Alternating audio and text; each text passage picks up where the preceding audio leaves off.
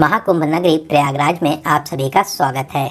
दुनिया के सबसे बड़े धार्मिक सम्मेलन महाकुंभ 2025 प्रयागराज की पावन भूमि में आयोजित होने जा रहा है। आस्था और विश्वास का ऐसा पवित्र संगम जहां एक ही डुबकी से अमृत के समान पुण्य मिलता है। हर 12 सालों में आयोजित होने वाले महाकुंभ में देश और विदेश से करोड़ों लोग शामिल होते हैं। इस बार के महाकुंभ में 40 करोड़ लोगों के शामिल होने का अनुमान लगाया जा रहा है। इस बार का महाकुंभ बहुत ही भव्य और दिव्य होने वाला है।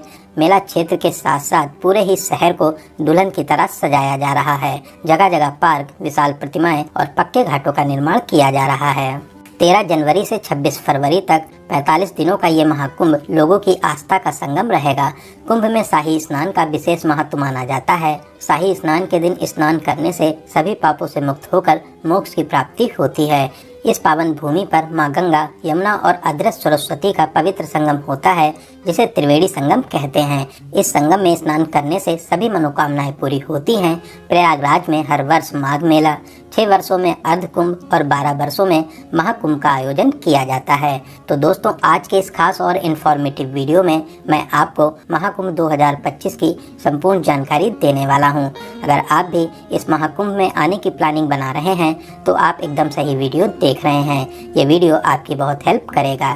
इस वीडियो में बात करेंगे आप यहाँ तक कैसे पहुँचेंगे, रुकने के लिए होटल, धर्मशाला या टेंट कहाँ पर लेना चाहिए, स्नान और दर्शन का सही तरीका क्या है, यहाँ पर दर्शन करने के प्रमुख स्थान कौन से हैं, और वीडियो के लास्ट में बात करेंगे संपूर्ण बजट की। तो महाकुंभ दर्शन की A to Z complete information के लिए वीडियो को एक बार पूरा जरूर देखें।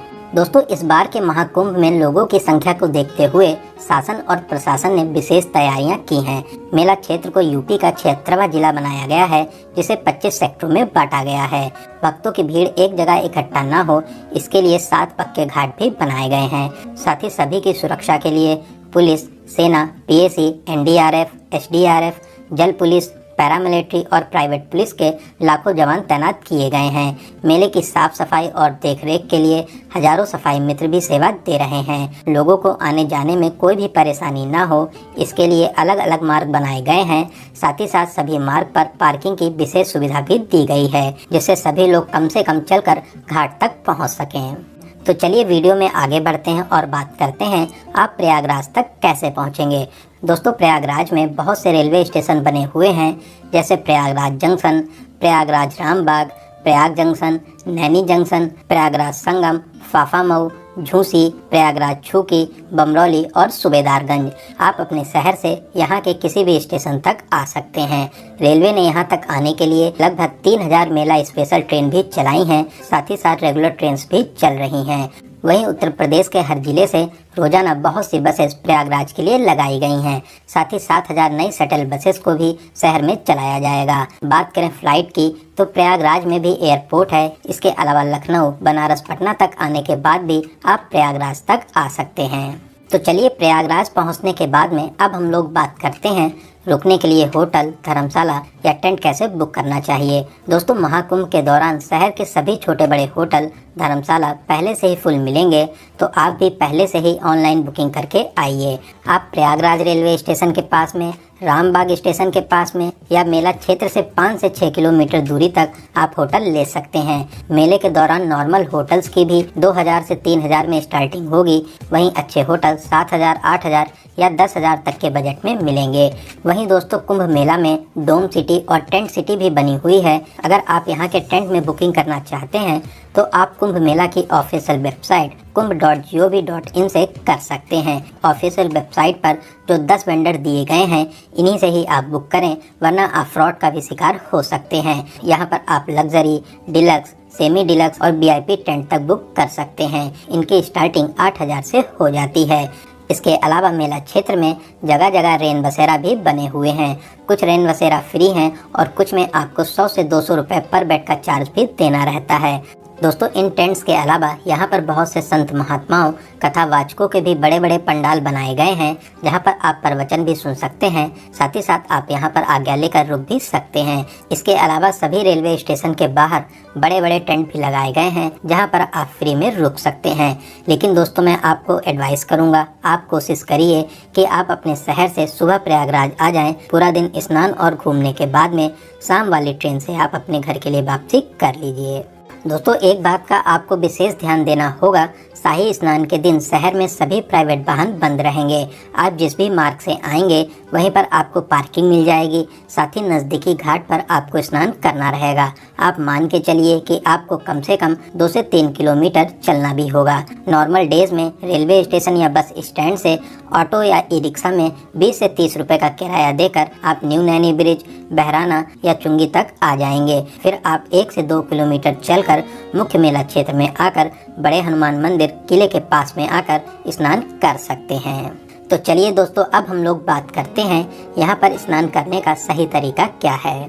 दोस्तों यहाँ पर जगह जगह साफ सुथरे घाट बने हुए हैं। आप रेलिंग के अंदर रहकर हर हर गंगे का जाप लगाकर आस्था की पावन डुबकी लगा सकते हैं। वहीं दोस्तों इन घाटों पर स्नान करने के अलावा आप अगर चाहें तो नाव के माध्यम से त्रिवेणी संगम के पास भी जा सकते हैं। नाव वाले 150 से 200 रुपए का चार्ज करते हैं। यहाँ पर साइबेरियन पक्षी आपका चहचहाते हुए स्वागत करते हैं। आप त्रिवेणी संगम में पावन स्नान करके पुण्य प्राप्त कर सकते हैं।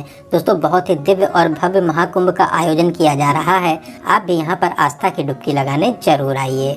दोस्तों इस बार 13 जनवरी से महाकुंभ शुरू हो रहा है। पहला शाही स्नान भी 13 जनवरी पौष पूर्णिमा को होगा। फिर उसके बाद 14 जनवरी मकर संक्रांति, 29 जनवरी मौनी अमावस्या, 3 फरवरी बसंत पंचमी, 12 फरवरी माघी पूर्णिमा और फिर 26 फरवरी को महाशिवरात्रि के दिन अंतिम शाही स्नान रहेगा। इसी दिन के बाद से फिर महाकुंभ की समाप्ति भी हो जाएगी। दोस्तों क्या आप जानते हैं इस कुंभ की शुरुआत कैसे हुई? शास्त्रों के अनुसार दुर्वासा महर्षि के श्राप से देवता कमजोर होने लगे। तब देवता विष्णु भगवान के पास पहुँचे। विष्णु जी ने उन्हें असुरों के साथ मिलकर समुद्र मंथन का उपाय बताया। तब भगवान विष्णु ने कछुए का रूप धारण कर मंदरांचल पर्वत को ऊपर रखकर वासुकी नाग को नेति बनाया और फिर समुद्र मंथन शुरू हुआ। समुद्र मंथन से अमृत कुंभ निकला। अमृत कुंभ के लिए 12 दिनों तक राक्षसों और देवताओं के बीच भयंकर संग्राम हुआ। इसी बीच अमृत की 4 बूंदें पृथ्वी पर आ गिरी। ये बूंदें हरिद्वार, प्रयागराज, उज्जैन और नासिक में आ गिरी। तभी इन जगहों पर कुंभ का आयोजन किया जाता है और 12 सालों में प्रयागराज में महाकुंभ का आयोजन होता है। कुंभ के दौरान इन नदियों का जल अमृत के समान माना जाता है। तो दोस्तों यहाँ पर पावन स्नान करने के बाद में अब हम लोग बात करते हैं प्रयागराज में आप और कहाँ दर्शन कर सकते हैं। दोस्तों यही घाट के पास में ही किला बना हुआ है। किले के अंदर प्राचीन अक्षय वट है। यहाँ पर आप दर्शन जरूर करें। ऐसी मान्यता है वनवास के दौरान राम जी भी यहाँ पर रुके थे। साथ ही साथ किले के अंदर प्राचीन पातालपुरी मंदिर भी है। आप यहाँ पर भी दर्शन आदि कर सकते हैं।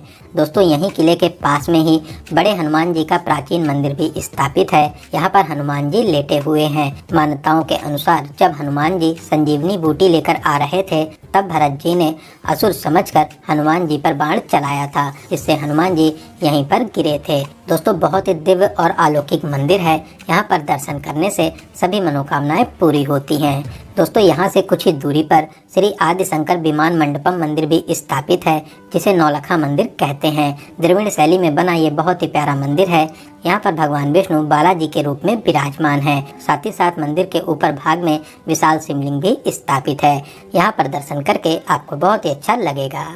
दोस्तों इन मंदिरों के अलावा सभी प्रमुख स्थान दूर दूर हैं, तो आप यहाँ पर ई रिक्शा या ऑटो बुक कर सकते हैं। ई रिक्शा और ऑटो वाले आपसे 1000 से 1500 रुपए का चार्ज करते हैं। 3 से 4 घंटे में 6 से 7 प्लेसेस को कवर करा देते हैं। तो चलिए सबसे पहले हम लोग चलेंगे मनकामेश्वर, जो न्यू नैनी ब्रिज के पास में स्थित है। दोस्तों यहाँ पर आप शिव जी के बहुत ही अलौकिक रूप के दर्शन प्राप्त कर सकते हैं। बहुत ही अलौकिक और दिव्य स्थान है। सभी भक्त यहाँ पर दर्शन करने जरूर आते हैं। तो चलिए नैनी ब्रिज को पार करते हुए अब हम लोग चलेंगे अरेल घाट के पास में बहुत ही प्यारा शिवालय पार्क बना हुआ है। दोस्तों शिवालय पार्क बहुत ही शानदार बना हुआ है। यहाँ पर 4 धाम और 12 ज्योतिर्लिंग मंदिरों को वेस्ट मटेरियल से बनाया गया है। साथ ही साथ यहाँ पर बच्चों के लिए बोटिंग करने का भी ऑप्शन रहता है। नॉर्मल डेज में 50 रुपए और संडे सैटरडे और छुट्टियों के दिन 100 रुपए का टिकट भी लगता है। तो चलिए यहाँ पर घूमने के बाद में अब हम लोग चलेंगे कंपनी गार्डन आज़ाद पार्क, जो यहाँ से लगभग 8 किलोमीटर दूरी पर स्थित है। दोस्तों ये वही पार्क है जहाँ पर हमारे महान क्रांतिकारी चंद्रशेखर आजाद जी ने अंग्रेजों से लड़ते हुए अपनी पिस्तौल की अंतिम गोली खुद को मार ली थी। अंग्रेज उनको जीवन में कभी भी पकड़ नहीं सके। दोस्तों ये पार्क बच्चों के लिए बेस्ट पिकनिक स्पॉट है। साथ ही साथ यहाँ पर बहुत से झूले भी लगे हुए हैं। तो चलिए यहाँ पर घूमने के बाद में अब हम लोग चलेंगे भरद्वाज पार्क और आश्रम, जो यहाँ से कुछ ही दूरी पर स्थित है। दोस्तों यहाँ पर ऋषि भरद्वाज जी की विशाल प्रतिमा स्थापित है। साथ ही साथ पार्क को भी बहुत ही प्यारा बनाया गया है। फोटो शूट के लिए ये बेस्ट प्लेस रहता है। तो यहाँ पर आप अपनी यादों के लिए प्यारी प्यारी फोटो शूट भी करा सकते हैं।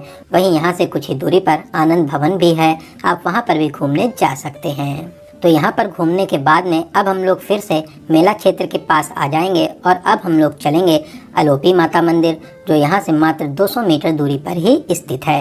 दोस्तों ये बहुत ही प्राचीन मंदिर है, जो माता सती के 51 शक्तिपीठों में से एक है। यहाँ पर दर्शन करने के विशेष महत्व माने जाते हैं। आप मंदिर में प्रवेश कर माता रानी के अद्भुत रूप के दर्शन कर आशीर्वाद प्राप्त कर सकते हैं। तो यहाँ पर दर्शन करने के बाद में अब हम लोग चलेंगे नाग वासुकी मंदिर, जो यहाँ से लगभग 2 किलोमीटर दूरी पर स्थित है। दोस्तों ये प्रयागराज के प्रमुख मंदिरों में से एक है। यहाँ पर भगवान नाग वासुकी विराजमान है। नाग वासुकी जी ने समुद्र मंथन पर नेति अर्थात रस्सी की भूमिका निभाई थी। तो आप यहाँ पर दर्शन करने जरूर आएं। दोस्तों यहाँ से कुछ ही दूरी पर प्राचीन वेणी माधव मंदिर भी स्थापित है। वेणी माधव जी को मेला क्षेत्र का रक्षक और प्रयागराज का मुख्य देवता माना जाता है। आप अपनी लिस्ट में इस मंदिर को जरूर शामिल करें। तो दोस्तों इन सभी प्रमुख मंदिरों में दर्शन करने के बाद में आप शाम वाली ट्रेन या अगले दिन अपने घर के लिए वापसी भी कर सकते हैं। तो चलिए दोस्तों अब हम लोग बात करते हैं सबसे ज़रूरी क्वेश्चन बजट का। कितने बजट में आप इस पावन यात्रा को पूरा कर लेंगे। दोस्तों अगर आप 2 लोग हैं और आप सेम डे आकर अपने घर के लिए वापसी कर लेते हैं तो आप मान के चलिए कि 3000 से 4000 प्लस ट्रेन टिकट, इतने बजट में आप इस पावन यात्रा को पूरा कर लेंगे। वहीं अगर आप यहाँ पर एक नाइट का स्टे करते हैं तो फिर आप मान के चलिए कि 3 से 4000 रुपये प्लस होटल का किराया प्लस ट्रेन टिकट, इतने बजट में आप बहुत ही अच्छे तरीके से इस पावन यात्रा को पूरा कर लेंगे। तो दोस्तों यहाँ पर मैंने आपको महाकुंभ मेले से रिलेटेड हर एक छोटी बड़ी जानकारी को बहुत ही अच्छे और सही से देने की पूरी कोशिश की है। अगर फिर भी आपके कोई क्वेश्चन रह जाते हैं तो आप हमें कमेंट के माध्यम से पूछ सकते हैं। दोस्तों आपको ये वीडियो कैसा लगा और आप इस वीडियो को कहाँ से देख रहे हैं, कमेंट बॉक्स में ज़रूर बताइएगा। अगर आपको वीडियो की जानकारी हेल्पफुल लगी हो तो अपने एक लाइक से हमें मोटिवेट जरूर करें। साथ ही साथ अपने सभी फ्रेंड्स और रिलेटिव में जरूर से जरूर शेयर करें। वहीं दोस्तों अगर अभी तक आप हमारी फैमिली यात्रा मित्र से नहीं जुड़े हैं तो प्लीज़ चैनल को सब्सक्राइब जरूर करें। साथ ही साथ बेल आइकन प्रेस करने के बाद में ऑल नोटिफिकेशन को जरूर क्लिक करें, जिससे भविष्य में आने वाले महाकुंभ मेले के वीडियोस और साथ ही साथ अदर प्लेसेस के वीडियो आसानी से मिल सकें। तो चलिए दोस्तों अब मिलते हैं किसी ऐसे इन्फॉर्मेटिव वीडियोस में। तब तक आप अपना और अपने परिवार का बहुत ज़्यादा ख्याल रखें। आपकी यात्रा सफल, सुगम और मंगलमय हो। जय हिंद, जय भारत, हर हर गंगे।